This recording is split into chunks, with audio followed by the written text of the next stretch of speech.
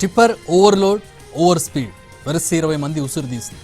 రంగారెడ్డి జిల్లా చేవెళ్లలో జరిగిన ప్రమాదం కొన్ని కుటుంబాల్లో అంతులేని విషాదాన్ని నింపింది. బస్సును ఢీకొట్టిన టిప్పర్ షాద్నగర్ నుంచి కంకర్ తీసుకుని వెళ్తుండగా వికారాబాద్ చిట్టంపల్లి గేట్ దగ్గర అన్లోడ్ చేయడానికి ఆ టిప్పర్ వెళ్తోందని చెబుతున్నారు. ప్రమాదం జరిగిన సమయంలో టిప్పర్లో కంకర ఓవర్లోడ్తో ఉంది. నిబంధనల ప్రకారం లోడ్ 35 టన్నులకు అనుమతి ఉంది. కానీ దాదాపు 50 నుంచి 60 టన్నుల కంకరతో వెళుతున్నట్టుగా గుర్తించారు. పైగా అతివేగంతో అదుపు తప్పి బస్సును ఢీకొట్టింది టిప్పర్.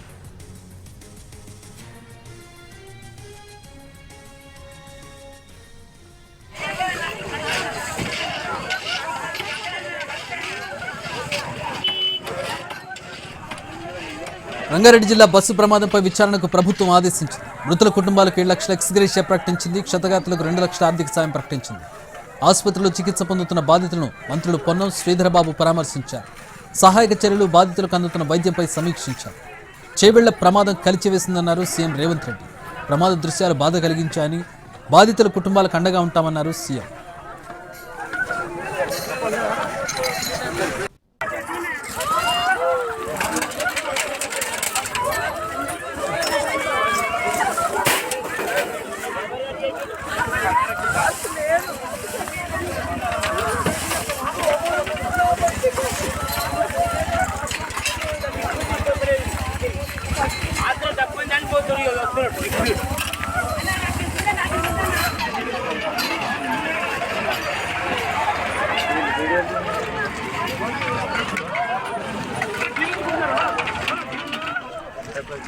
రంగారెడ్డి జిల్లా చేవెళ్ల మండలంలో జరిగిన ఘోర రోడ్డు ప్రమాదానికి సంబంధించిన డీటెయిల్స్ చూస్తున్నాం.